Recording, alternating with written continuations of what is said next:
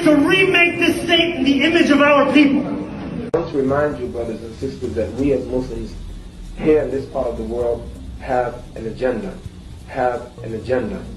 What we're not trying to do is to assimilate into the American way. We're not trying to be like other Americans. That's not our agenda. So let me get this right. The dude that Ilhan Omar was backing in the Minneapolis election, the one that was caught cheating during the primaries, he just lost to a white guy. And Ilhan Omar's response to this is to basically start pushing for a Somalian civil war in Minneapolis. waa aragtiin dadkaas iska qabta meel ma gaarin anaga Soomaali hadii aan nahay inta dadkaas ay nagu dhex jiraan oo aanan dhehaynin qofkaanay hana dhaafo. Now, to get a full idea about what's going on in Minneapolis, you gotta take a look at the history of Somalia and Ilhan Omar's family. You see, I'm not really good with names, so I'm just going to call these tribes Tribe D and Tribe H. You see, Ilhan Omar's father was trained by Russia, the communists, and he basically served as a colonel in Clan D. And Clan D, they were not good people at all. They started wars, they were ethnically cleansing people. However, they eventually lost. But then they basically blamed their loss, just like Ilhan Omar is, on Clan H, and they proceeded to start ethnically cleansing those people. And this led to a civil war in 1991 where Clan H took power and started murdering Clan D as revenge. And this forced Ilhan Omar's family to flee this country because her dad was one of the top guys in Clan D. Now, don't get me wrong, this is a very oversimplification of a very long history of Somalia, but it's true. This is basically what happened. And now, Ilhan Omar, who basically just lost and she's losing power in Minneapolis,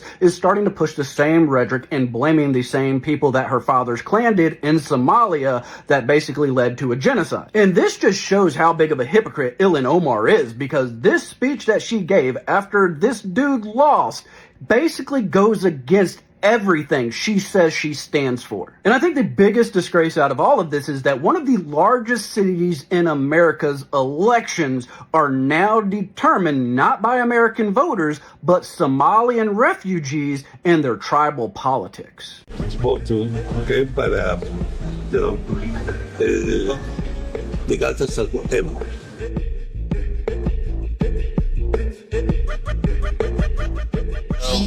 These two had questions as well. Yeah. Remember me? You are a bunch of thieves and criminals and liars. You are unbelievable. Having fake addresses. You just told him to vote for Mandami. No. You said vote for the guy with the M. That's what you said. They got to support him. So, You just told him to vote for mayor, He's not a legal citizen. What did he tell you? What did he tell I said that I was not registered, and they said, who should I vote for mayor? And you said, vote for the mayor with the M. For no reason. You registered. Sorry? When did you register to vote? I did not. I didn't sign anything. They just told me to come here to vote. Okay. Just like the scheme with the documents from last year, remember? Remember? I steal No. How many I steal children. I steal children. We're investigative reporters. How am I stealing children? Why? Yes. I don't know. I didn't know what to make of Charlie Kirk, to be honest with you, when I first met him a few years back. I said, who is this 29-year-old? What's behind all this? I don't get it. What is the point? Or what is he really about?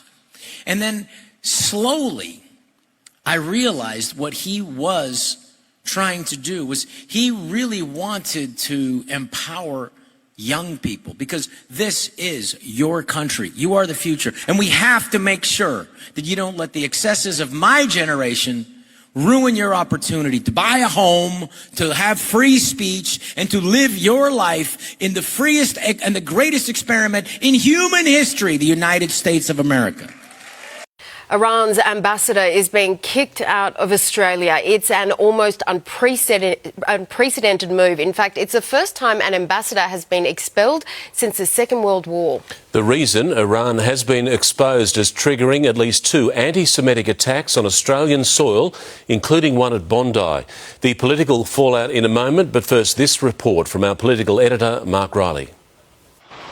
They attacked Jewish targets, a Bondi cafe, a Melbourne synagogue, but their real objective was even more sinister. They put lives at risk, they terrified the community, and they tore at our social fabric. Iran trying to rip that fabric to shreds and turn Australian against Australian with a sickening spate of anti-Semitic crimes. They have sought to harm and terrify Jewish Australians and to sow hatred and division in our community. Orchestrated by the Supreme Leader's brutal revolutionary guard, hiding within a global web of criminal connections, organising and funding the attacks, allegedly through local low-level criminals. Any attack on our social cohesion is an attack on Australia.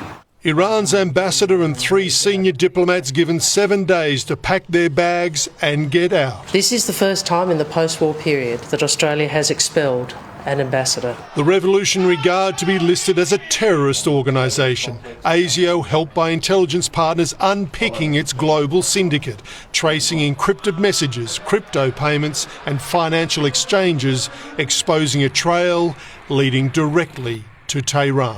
Iran and its proxies literally and figuratively lit the matches and fanned the flames. ASIO believes these 2 attacks weren't the only ones orchestrated by Iran and is investigating other connections and warning of further attacks.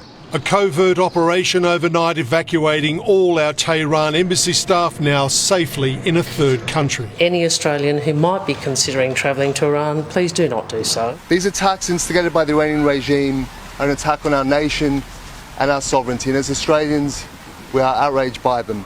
Charged over the Bondi firebombing, former Nomad Bikie president Sawad Musawi, and deported tobacco war kingpin Kazam Hamad being investigated over the Melbourne attack. These were extraordinary and dangerous acts of aggression orchestrated by a foreign nation on Australian soil. On Bondi's famous soil today, the cafe seeking a new tenant. Live now to Mark Riley in Canberra. Mark, a historic move from the Prime Minister. Yeah, expelling an ambassador is a massive move and severing diplomatic ties altogether. We didn't do it to North Korea, Iraq or Syria, not even Russia. And our Tehran embassy has long been considered a partial back channel for the US, which is no longer there. But Anthony Albanese says this despicable attempt to not just interfere in Australia's affairs, but undermine the very cultural harmony that defines us as a nation goes well beyond the pale. Mike Burgess says ASIO and the Federal Police are confident they can stop any Iranian reprisals. Their message tonight, a familiar one, be alert but not alarmed. Ange. OK, Mark Riley at Parliament House, thank you. Now let's go to National Security Editor Tim Lester at the Iranian Embassy. Tim, any sign of the ambassador? Ange, no sign whatsoever. That's not really surprising. Ahmad Sadeji has plenty of reasons to lay low tonight. We know earlier in the day he made the trip to the Department of Foreign Affairs and Trade, and there the Secretary handed him a letter telling him to get out of the country in 72 hours. We had thought it was a week. In fact, it's just 3 days, we learn. His 3 senior leadership staff, diplomats here, they've been given a week to go, leaving just staff to do visas and the like. All of this timed with the departure of those 6 Australian diplomats and 2 family members from the Iranian Australian embassy out of that country, so they were safe. That allowed this to take place. As far as we know, the ambassador is still inside here tonight, but Ange, he's only got 72 hours to go.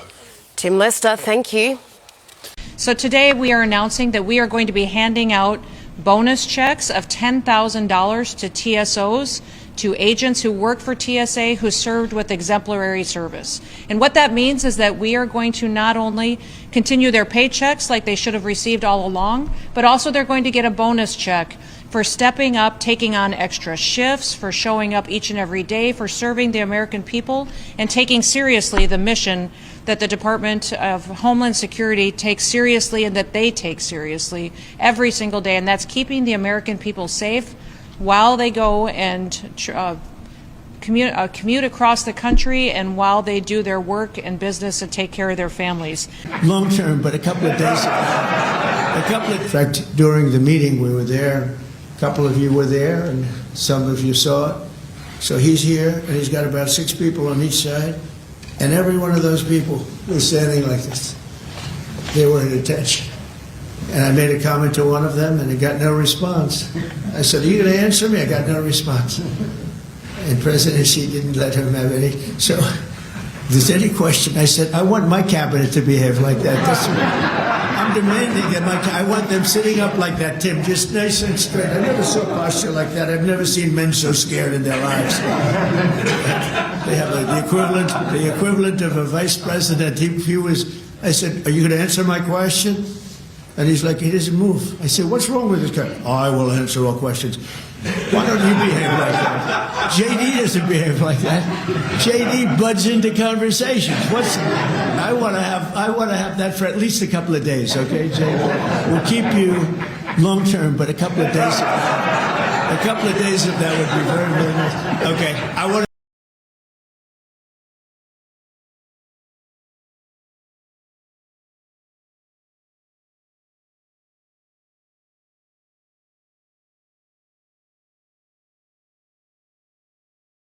And, you know, Senator Durbin, I find it very interesting that you refused repeated Republican requests to release the Epstein flight logs in 2023 and 2024. You fought that. Did you take money from Reid Hoffman, campaign donations, who was a huge Epstein friend? Why did you fight for years? Why did you fight to not disclose the flight logs, Senator Durbin? I can tell you I did not refuse. One of the senators here wished to produce those logs, and I asked her to put it in writing, and she never did. Yeah, I think Senator Blackburn would quarrel with you on that. Well, I will quarrel with you as to... Mr. Chairman, since Senator Durbin referred to me, I would really appreciate the opportunity to correct the record. Because Senator Durbin knows I repeatedly asked for those flight logs. I brought up the subpoena. You even shut down the committee because you didn't want that, and you know I submitted that in writing, and you continue to misrepresent that, and I am not going to let that record stand. You know, you're very concerned about money and people taking money, and you rail against dark money. Wait a second. You work with dark money groups all the time, Senator Whitehouse. Did you know? I would be more concerned if I were you when you talk about corruption and money that when you pushed for legislation that would subsidize your wife's company. What's the rationale for that? Yeah, Chairman, as you shut down the government, you voted to shut down the government, and you're sitting here, our law enforcement officers aren't being paid. They're out there working to protect you. I wish you loved Chicago as much as you hate President Trump. And currently, the National Guard are on the way to Chicago. If you're not going to protect your citizens, President Trump will. Senator Blumenthal, I find it so interesting that you didn't bring any of this up during President Biden's administration when he was doing everything to protect Hunter Biden, his son. And I think you just saw what Director Radcliffe just released. You know, this is an effort to be positive. If I can finish answering the question, I'm not going to yell over you. I'm not going to get in the gutter with you. But information that the Biden administration told them not to investigate Hunter Biden's involvement with Ukraine. Double standard is clear, and the American people are waking up to the corruption and favoritism and the lawlessness at the DOJ. Thank you, Mr. Chairman. May I respond, Chairman? Yes. May I respond? Yes, you may respond. Then Senator Kennedy. Thank you. The double standard is crystal clear, Senator Hirono. Crystal clear. Because you didn't complain for 4 years when President Trump was being targeted by Jack Smith, by the last Justice Department. But the American people spoke loud and clear when they overwhelmingly elected him. Was she? Was she? If you worked for me, you would have been fired because you were censured by Congress for lying. And I'm not going to be lectured to you about integrity by someone who lied about being in the military just to